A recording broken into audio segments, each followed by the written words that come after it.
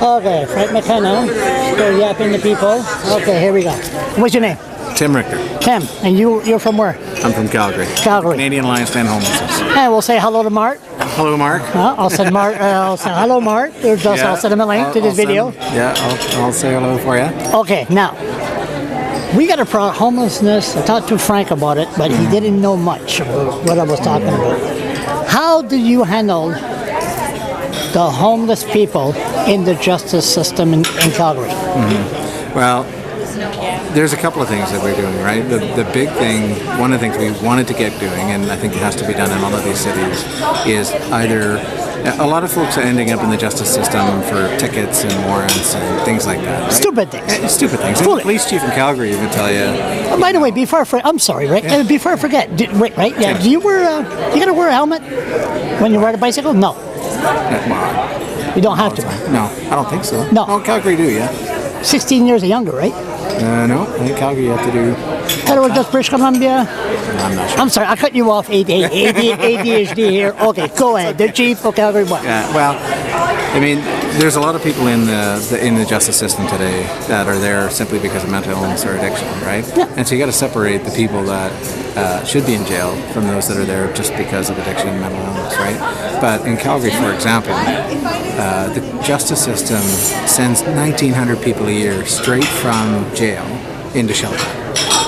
How many? 1,900. It's a lot. Right, and so there's a cycling of through these systems, and you're trying to disrupt that cycling, right? We want to be able to get people into homes that need to be in homes versus in jail. So, like here, they'll charge you with obstruction, let's say. Yeah. Then they say, okay, you have a lawyer.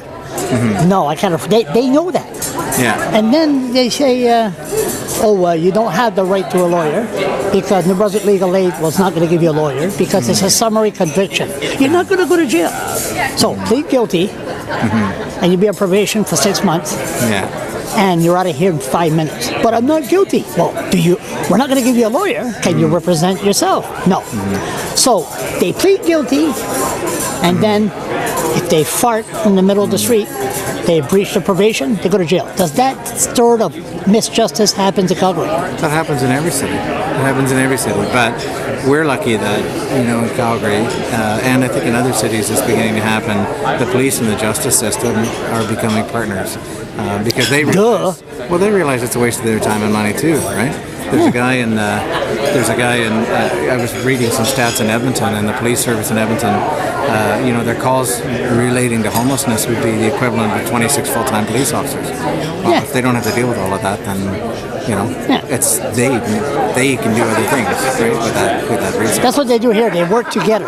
The judge, the system, and the police. So that has to separate. That's part of the whole plan. Always is. Has it been? Is it better in Calgary now? Well, it's getting better. It's not perfect, but the police, for example, they now have a team that partners police officers and mental health care workers, so that instead of arresting people that are having a mental health crisis, they get them care. They get them in a hospital, right? Or they get them in a housing, right? For people that are sleeping rough, the police and by law are best outreach teams because they go out, they can engage people that are outside and help them get them into housing, right? So it's changing. It's not perfect, and no place is perfect. Bottom line, then I'll let him have you.